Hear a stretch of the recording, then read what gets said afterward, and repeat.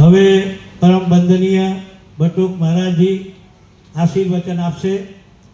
બટુક મહારાજજી બાપુની કથામાં મને ખબર છે ત્યાં સુધી હાજર હોય જ છે અને આશીર્વચન આપતા જ હોય છે. જય હો બટુક મહારાજજી.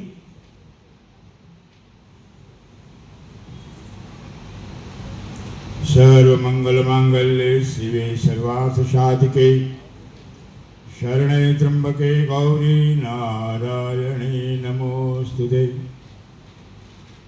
2 मिनिट संकीर्तन. श्री राम जय राम जय जय राम.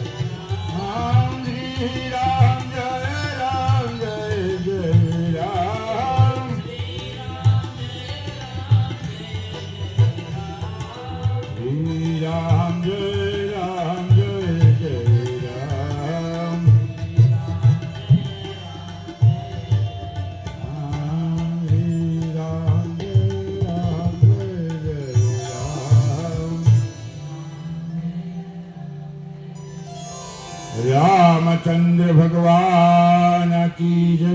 उमैया मात की. परम पूजनीय प्रात स्मरणीय धर्म धुरंध एवा हमारा कथाकार परम पूज्य विनोदभाई शास्त्री, संगीत कलाकार मित्रों, आप सर्व उमैयाना संतानों, माता बहनों અને ભાઈઓ અને બાળકો, આ કથા જેના નિમિત્તે આપણે કરી રહ્યા છીએ, જેને સહયોગ આપણે આપવાનો છે, મહાન પુરુષોએ કીધું છે કે પસીનાનો પૈસો પર સેવામાં જો વાપરે, પસીનાનો પૈસો પર સેવામાં વાપરે તો એવું કહે છે કે સોનામાં સુગંધ ભળે છે. અને મિત્રો, આપણો ધંધાનો 10મો હિસ્સો આપણે જરૂર ધર્મના નામે આપણે કાઢો. એમાં તો તમારે ઉમૈયા માના નામે આપવાનું. જેના સંતાનો છીએ, કડવા પાટીદાર વિચાર કરે કે પોતાના જન્મભૂમિ છોડીને જે સુરતને આંગણે પધારેલા છે એ દરેક ધંધા રોજગારમાં સુખી થતા હોય ને, એ તમારી ઉમૈયાનો પ્રતાપ છે. કારણ જેના કુળની દેવીએ હાથ પકડેલો હોય ને, એને બીજાના હાથ પકડવાની જરૂર નથી હોતી. આપણી કુળની દેવી ઉમૈયા હોય અને મહાદેવ જેવા આપણા પિતા હોય તો આપણે ક્યાં જવાની જરૂર છે? એમની કૃપા જ આપણા માટે તો સુખ અને દુર્લભ છે. જે નિમિત્તે કથા થઈ છે એમાં દરેક ભાઈઓ બહેનોને સહયોગ આપવા નમ્ર વિનંતી. અને 100 કિલો અને 1000 કિલોની મેં વાત સાંભળી છે ચાંદીની, મા ભગવતીની મને એવું લાગે છે એ ઇન્ડિયા ખાતે આ પહેલું મંદિર બનતું હોય, વર્લ્ડ ખાતે પહેલું મંદિર બનતું હોય. આ પાટીદારો સંતાન એક તો વલ્લભભાઈ સરદાર પટેલ, અને હું એમ કહું છું કે કથા દરમિયાન આવા સંતાનોને સારા સંસ્કાર મળે. તમારી બહોળી સંખ્યા તમારા નાના બાળકોને પણ કથામાં લાવો, જેને ધર્મની, સનાતન ધર્મની ખ્યાલ આવે કે આપણા માતા પિતા કોણ હતા. અને આજે આપણે જે પશ્ચિમી વિચારધારા તરફ જતા હોઈએ ને, તો રામના સંતાનના લવ અને કુશ પણ હતા, જેને પિતાનું નામ નહીં જોયું હોય અને એને પિતાએ પ્રણામ કરવા પડ્યા, એવા એના સંતાનો હતા. એમ તમારા સંતાનો બધા એવા થાય જેઓને ભાગવત અને રામકથાનું જ્ઞાન વધે અને ભારતીય સંસ્કૃતિ પ્રમાણે તમને નમન કરે. આજે વૃદ્ધાશ્રમ બહુ બને છે. કેમ બને છે? આપણે વિચાર કે સંતાનો ખરાબ છે? ના, આપણે વધારે એને લાડકોડ આપ્યા છે, વધારે આપણી સંપત્તિ એના નામે વીલ કરી દીધી છે. ઘણા કિસ્સાઓ મારી પાસે આવતા હોય છે. શું કારણ બને છે? એમાં ભાગવત અને રામાયણ આવા ગ્રંથોનું જો અધ્યયન કરો ને, તો તમને રામાયણ છે જીવન જીવવાની કલા શીખવાડે છે. જ્યારે તમે પરમાત્માને વિકૃત જાઓ છો ત્યારે આપણને માટે દુઃખ આવે છે.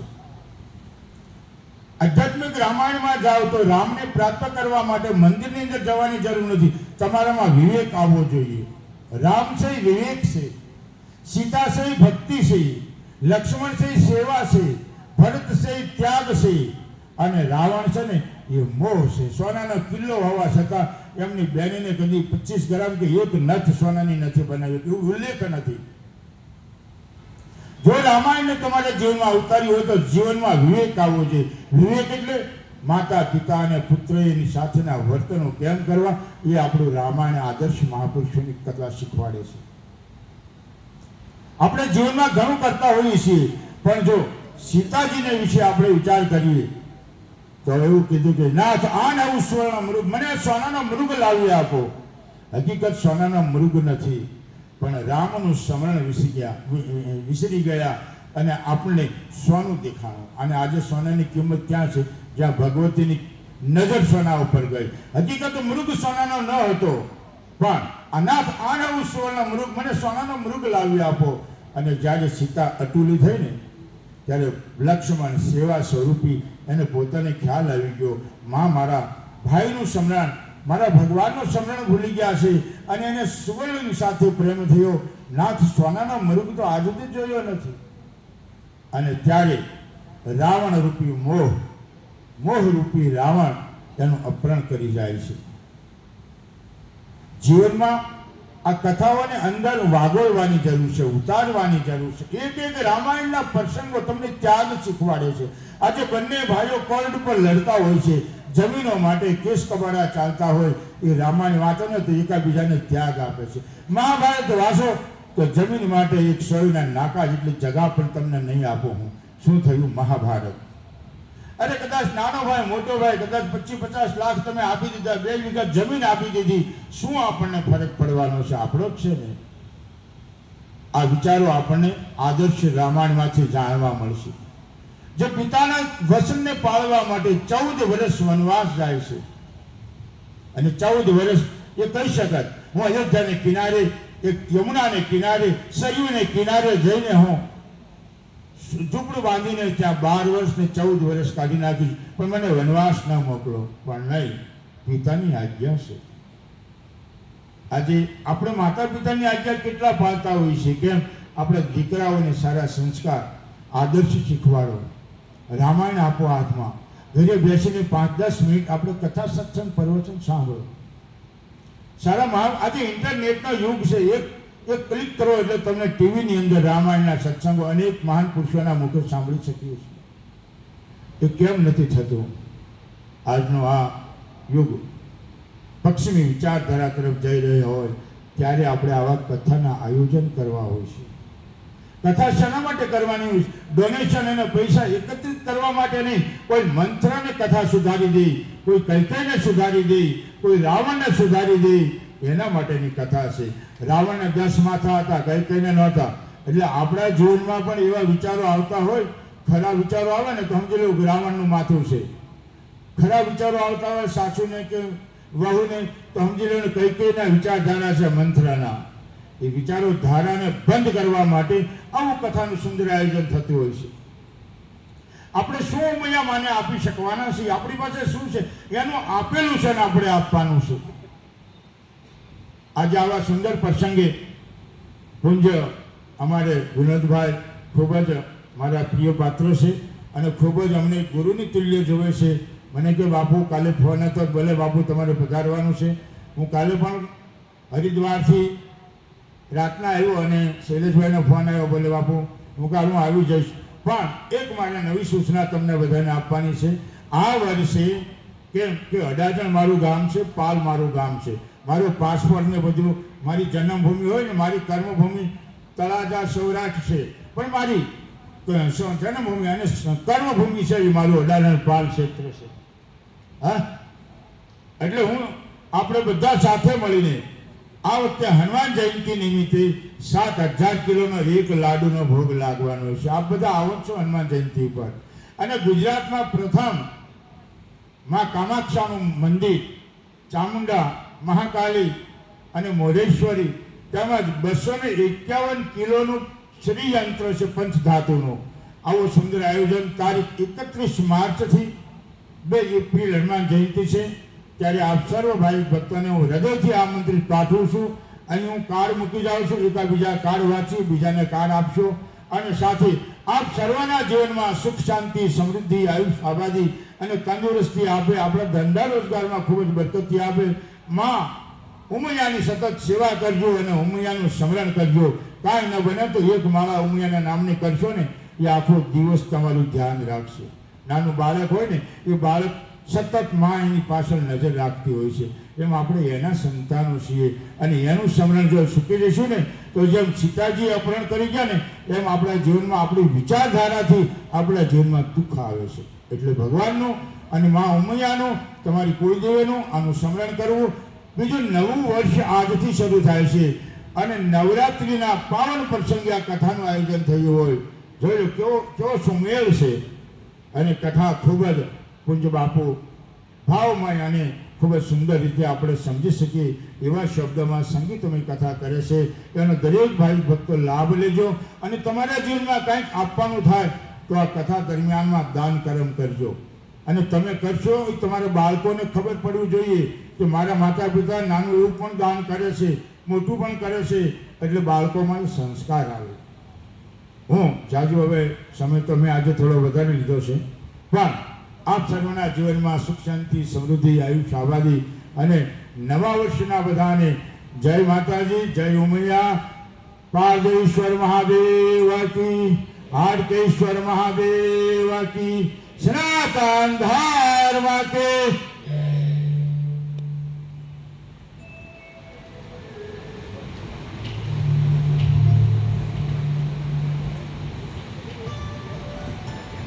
પૂજ્ય બટુક બાપુજીએ ખૂબ સરસ વાતો કરી. આમ તો કલાકો સુધી બાપુ અનેક આશીર્વચનો આપી શકે છે. હવે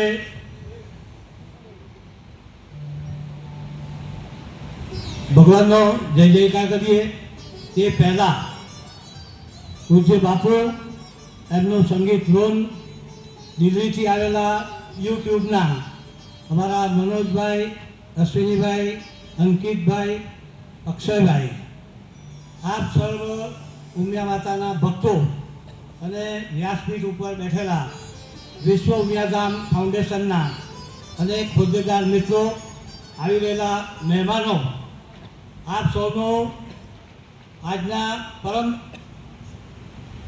ખૂબ સરસ મજાના દિવસે ચૈત્ર સુદ પર્વ પણ કહેવાય ને આજે સવારે અમાસ હતી, ફાગણ વદ અમાસ, ત્યારે કઈ તિથિ આવી જાય કંઈ ખબર પડતી નથી. પણ માતાજીના ભક્તિના દિવસો સાથે રામકથાના શ્રવણ કરવાના દિવસો આપણે માટે આવી ગયા છે. તમે એક આવો પણ બીજાને પણ સાથે લાવજો એવી મારી આપ સૌને વિનંતી છે. માતાજી